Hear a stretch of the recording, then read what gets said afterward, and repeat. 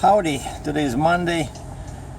I spent the night at a truck stop in Gurdon, Arkansas. Gurdon.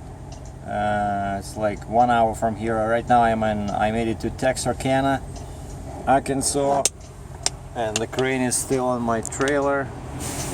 Nothing moved. And this is the Flying J, and there's some kind of illegal activities going on over there. Two trucks are parked with doors towards each other. Probably transferring some Mexico burritos or something. And it's very cold. It's very cold. Those guys that said that I should not unpack my shorts were right. In fact, I ran out of all underpants. And when I went inside the truck stop, they were selling some thermal underwear. Thermal.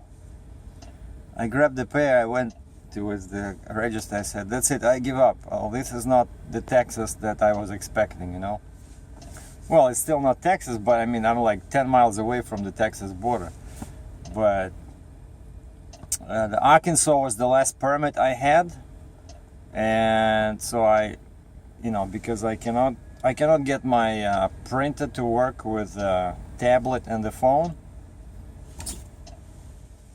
Hold on, somebody's calling me. Decline. So I cannot make it work with the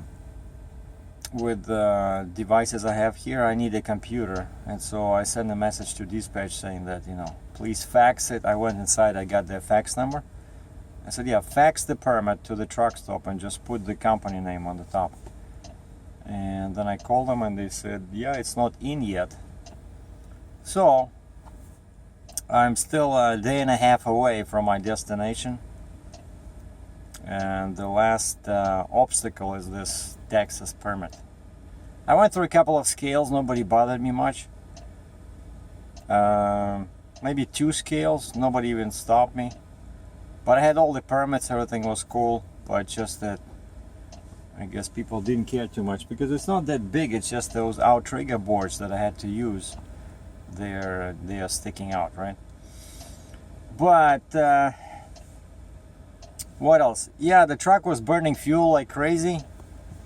Yeah, that noise you hear, that's it's too cold to sit in the truck, The noise you hear is my bunk heater.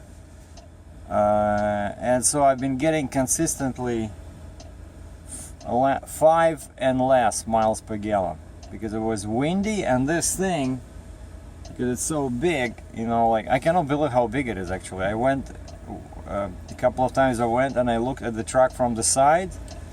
It's huge, with that boom, very big load.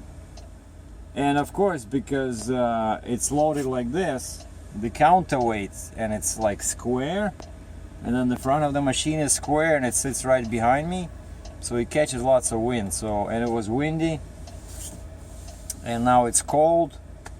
For some reason my thermometer, because it was facing the sun, shows 65F of plus 17 Celsius, which is total BS. It's probably I would say minus 7 Celsius or 20F, somewhere like there.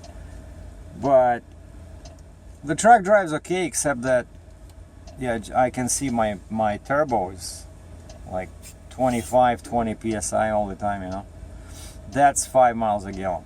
If it's more than 20 psi, that's less than 5. I know that. But that's why they pay us the big bucks, You gotta burn fuel. And that's why I was thinking that my next truck might be just a classic truck, because this aerodynamic shape of the hood means nothing when you have such a big load in the back. So for heavy haul, I think, you can pick up any truck. When you do, drive-in work, yeah, you can pick, aerodynamic truck like this. What I have next to me? Next to me I have the guy parked like 1 feet away. I think it's a Kenworth. Oh yeah, Kenworth T680. That's an aerodynamic truck, right? And he has a drive-in, you see in the mirror. This guy has a Volvo here with a 13-liter engine. and he has a drive-in as well, as you can see in the mirror. So those are good for drive-in, but for, you see, a small engine, D13, Volvo power. The word power should be in brackets. But that, so this is it. I'll do another update. Maybe I'll be able to show, because it's a private warehouse.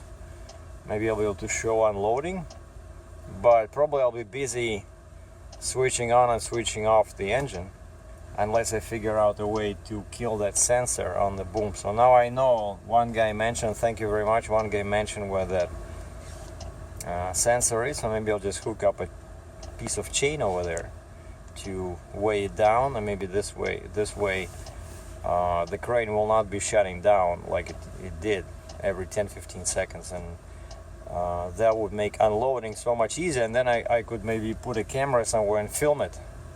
So, well, that's it. So thanks for watching. Today is Monday, or December 19th, I think, and this is the last image I want to leave you with. A Kenworth pulling a 48 East flatbed trailer.